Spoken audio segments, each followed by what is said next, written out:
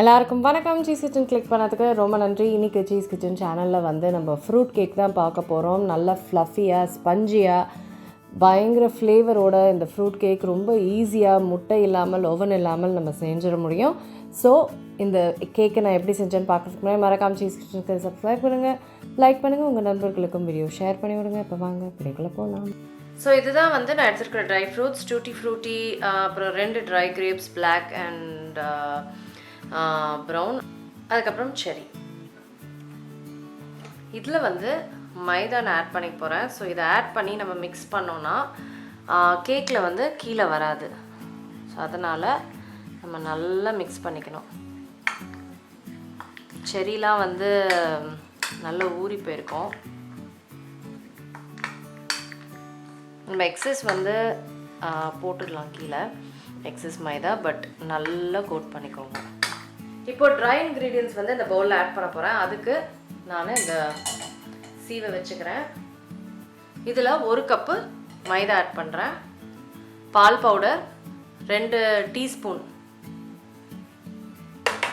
உங்களுக்கு என்ன அளவு நான் யூஸ் பண்ணுறேன் அது எல்லாமே வந்து டிஸ்கிரிப்ஷன் பாரில் நான் கொடுத்துருப்பேன்.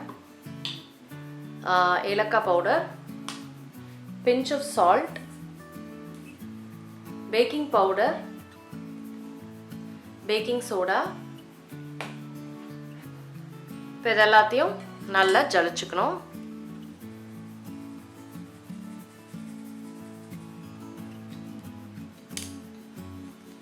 இந்த மாதிரிலாம் ஆகும். அப்போ வந்து கையை விட்டு நம்ம நல்லா பண்ணிக்கலாம். ஸோ இந்த மாதிரி விஷயம்லாம் ஸ்டாப் பண்ண தான் நம்ம வந்து ஜலிச்சுக்கிறோம். இதில் அரைச்ச சர்க்கரை சேர்த்துக்கிறேன். இப்போது இது எல்லாத்தையுமே நல்லா மிக்ஸ் பண்ணிக்கணும்.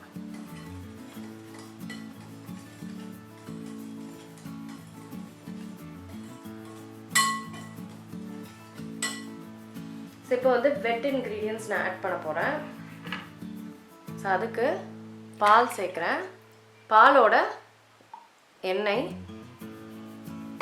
இது வந்து ரிஃபைன்ட் சன்ஃப்ளவர் ஆயில். இதில் வந்து தயிர் சேர்க்குறேன். இதில் மிக்ஸ்ட் ஃப்ரூட் ஃப்ளேவர் சேர்க்குறேன். இது வந்து டோட்டலி ஆப்ஷனல். உங்களுக்கு நீங்கள் வேணும்னா சேர்க்கலாம், இல்லைன்னா சேர்க்க வேண்டாம். இது வந்து இந்த பிராண்டோடது. இதை நல்லா மிக்ஸ் பண்ணிக்கிறேன்.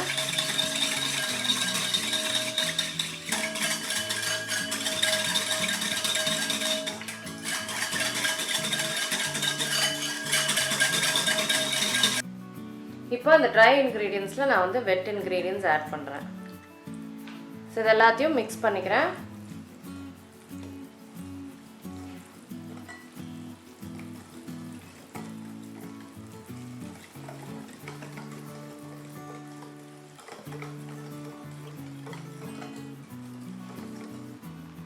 இப்போ இதில் இந்த ட்ரை ஃப்ரூட் மிக்ஸ்சர் ஆட் பண்ணிக்கிறேன்.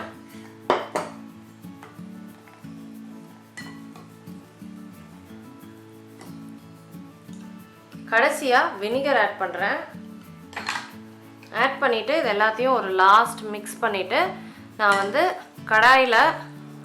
கடாயை வந்து ஒரு 10 நிமிஷத்துக்கு அடுப்பில் ப்ரீ ஹீட்டுக்கு வச்சுருக்கேன். ஸோ அதில் வந்து நம்ம போய் இதெல்லாம் ஆட் பண்ணிடலாம்.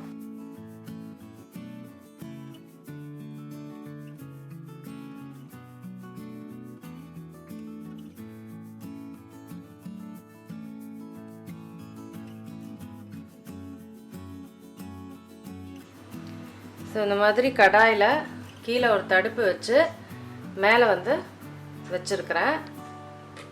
இப்போ இதை வந்து க்ளோஸ் பண்ணிவிட்டு ஒரு 45 நிமிஷம் வரைக்கும் நம்ம இதை பேக் பண்ணி எடுக்க போகிறோம்.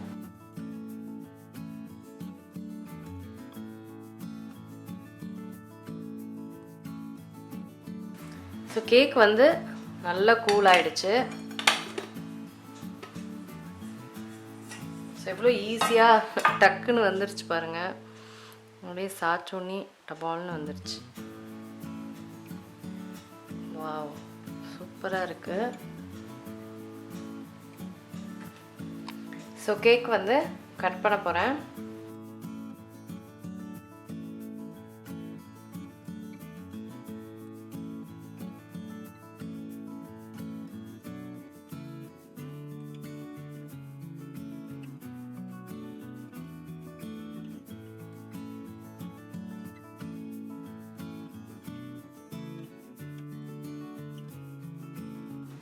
வாவ், சூப்பராக வந்திருக்கு பாருங்க. நல்ல ஸ்பஞ்சு மாதிரி அவ்வளோ சாஃப்டாக இருக்குது பார்க்குறதுக்கு.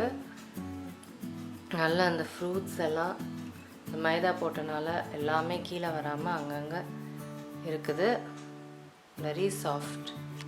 ஸோ நான் கேக் வந்து சாப்பிட போகிறேன். அதுக்கு முன்னாடி உங்களுக்கு வந்து எவ்வளோ சாஃப்டாக இருக்குது அப்படின்னு காமிக்கிறேன். எவ்வளோ சாஃப்டாக இருக்கு பாருங்கள்.